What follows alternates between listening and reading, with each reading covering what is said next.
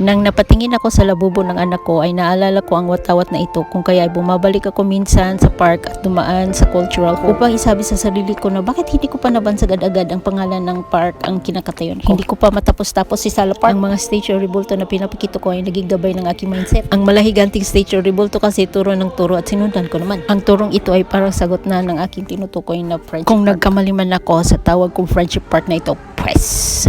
Ang turong ito ay magpapatibay na meron pang isang statue o rebulto sa park na ako ay lutang na sa katotohanan kung bakit hindi ko agad naging friendship park sa paningin ng aking brain cell.